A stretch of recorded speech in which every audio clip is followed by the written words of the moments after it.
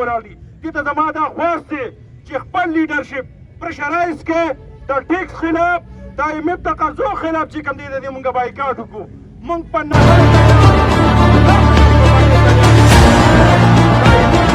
تیار نه یو. نو انشاءالله که خیر دغه ته تیار یو.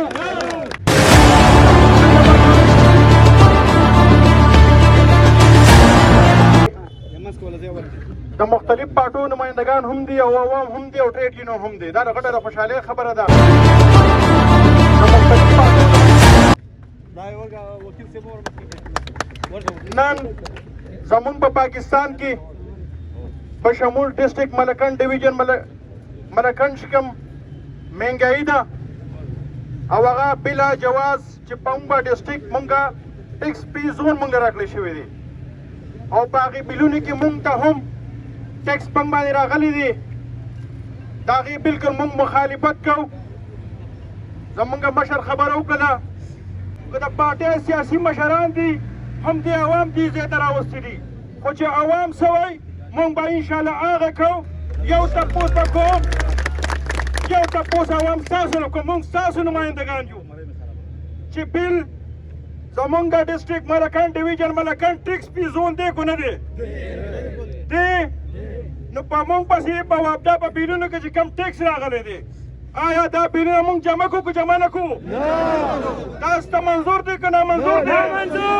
چې نامنظور دی نو بیا مونږ هم نه جمع کوو. مونږ بایکاټ کوو. کوو بایکاټ لاس سود کې نه جمع کوو د سره ځکه زمونږ سره دا کمیټمنټ شوي دي په ډیویژن ملکنډ په باټه باندې چې په تاسو پسې به مونږ ټیکس نه راولو. ټیکس به نه دغه کوو. مونږ ټیکس مانو بلکل د هغې مونږ مخالفت نه کوو خو په مونږ باندې فلډ راغلی دی په مونږ باندې زلزلې راغلی دي. زمونږ حقوق دي که هغه حقوق مونږ له نه راکوي نو بیا مونږ ټیکسونه سره نه جمع کوو. مونږ د دې سره متفق نه یو ځکه چې زمونږ حق دی مونږ له خپل حق راکړي مونږ به ټیکس جمع کوو خو چې حق نه راکړي د سره نه جمع کوو. ستاسو د ټولو شکریه ادا کوم په حیثیت تحصیل چیرمین بلکې چونکې زما د تحریک انصاف سره تعلق ساتم په دې کې چې کوم دی مونږ ټول سیاسي مشران مونږ سیاسي ټول پارټۍ په دې کې مونږ چې کوم دی په دې ګناهګار یو. مونږ ستاسو نه معذرت کوو که مونږ د IMF نه دا قرضې نه اخیستې نن به دا چې کوم دی پنګ باندې دا بوج نه و. نن به په مونږ باندې دا بوج نه و. زه یو پارټۍ هم نه ګناهګار وم. مونږ ټول په دې ګناهګار یو. مونږ ستاسو هم ګناهګار یو. خو زما یو میسج دی هغه سیاسي قایدینو ته دې سوداګي کې چې موږ څومره